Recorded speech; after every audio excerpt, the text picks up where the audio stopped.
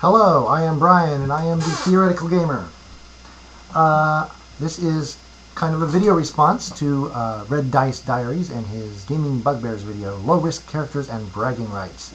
I pretty much agree. I thought about that too. It's like the guy, one of the things I like about gaming, one of the things that I think is kind of special about our hobby, is that you kind of,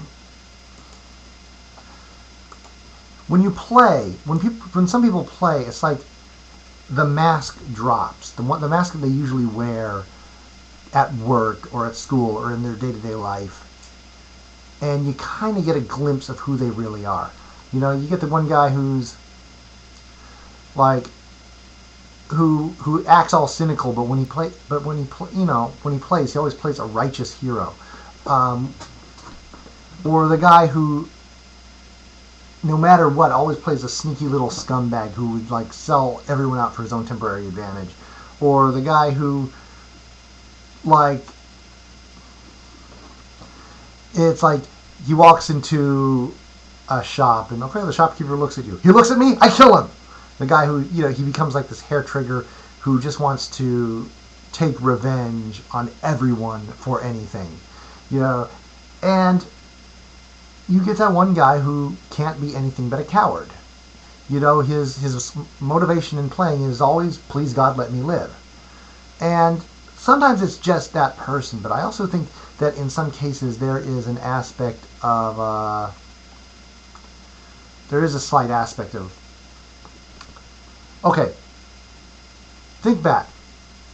You get a newbie playing, this fresh-faced young man who's, or woman, and he's sitting down, ready to play his first game, and it's probably Dungeons and Dragons because that's like a lot of people's gateway drug, and you explain, and they've heard of it, but you're explaining the whole concept of playing a character and going to the dungeon and fighting the monsters and getting the treasure and all that and getting experience points and leveling up, and of course this guy always asks the one dread question that you know he's going to ask, and you don't really have an answer prepared.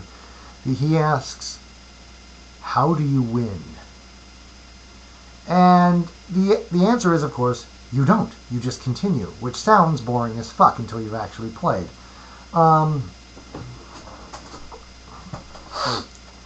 So usually I think the default answer that comes out is, well, if you survive the dungeon, then you've won that adventure. Which I think puts the seed in people's minds as survival as victory condition. And you've heard a lot of people talking on that and saying like, well, what if you remove the fear of death from game, there's no point in playing. And I think that they have that in their head from their early days, that survival is the victory condition, right? And for certain types of gaming, it really is. If it's a dungeon crawl, you're trying to live. If it's any kind of action style game, or any kind of adventure, type of, even if it's like something like Hollow Earth Adventures or one of those type games, like where it really is just adventure and action, then yes, death must be an ever-present danger. But then you get something like Changeling the Lost, which is where a lot of the stuff is very political, and it's a lot of intrigue and court politics, and a lot of, trying to social maneuvering, and a lot of, and maybe a little exploration, and maybe there is the occasional mortal threat, like the True Fae will come and try to drag your ass back to Arcadia, but the victory condition is different, and a lot of times the victory condition is self-attained, like self-created. Like the player characters might decide, let's overthrow the tyrant who is ruling the freehold in our Changeling game, and again, you might succeed, but you might very well fail.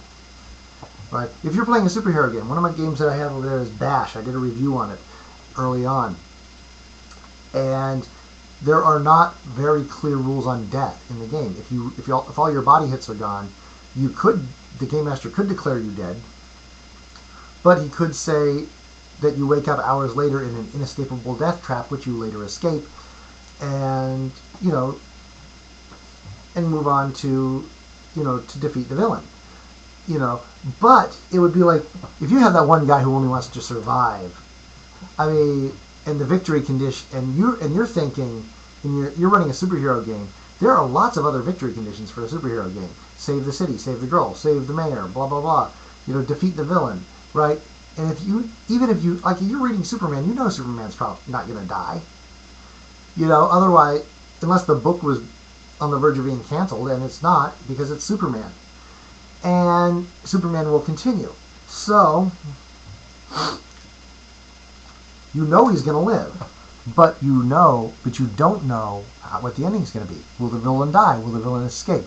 Will the villain succeed in his plan? Will the villain fail in his plan but get some sort of parting shot off to make it a Pyrrhic victory? We don't know. That's the excitement. So if you're running Bash, it would be like, and that one survivor guy who hides in the back. All right, Captain Heroic. The villain is threatening the mayor. He's going to, and you have intelligence that he's going to assassinate the mayor and replace him with a robot duplicate. Well, okay, I sit and watch TV because that's safer. Okay, he succeeds in replacing the mayor. But I lived, right? Yes. Okay, next session. The villain is now spreading out with his robot army to conquer the world. Right? He's gone insane and he's threatening your home city with a bomb. Oh, I leave the city. Okay, the bomb goes off and your city is destroyed. But I lived, right? Yeah. Okay, the villain's robot army is now conquering the world. Session 3, it goes, okay, I go into hiding. Okay, the robot army conquers the world. Session 4, gone insane with spite and hatred and paranoia. The villain unleashes a virus which affects everyone and kills everyone in the world. Well, my character has superpowers and he's immune to viruses and he's hiding anyway, right? Right. So he lives, right? Yes. He's the only person in the world. Oh. So I lived, right? Right. Awesome. I'm going to go tell all my friends. Right. So, yeah, you don't want to play with this person. Right? This person is not having any fun, even if he's convinced himself that he has. Or maybe he is having fun, but it's a weird type of fun that you don't really want to have any truck with. But you say it's... So, yeah, it's... I agree with you. The guys who just want to sit in the back and do nothing have no bragging rights. Yes, it is possible if you want to play a thief who sneaks past all the guards and sneaks past all the monsters and steals the Ruby of Destiny without ever being seen, and because that's part of his character concept, he's at least doing something, and he does get bragging rights. But if he's just the guy who just wants to,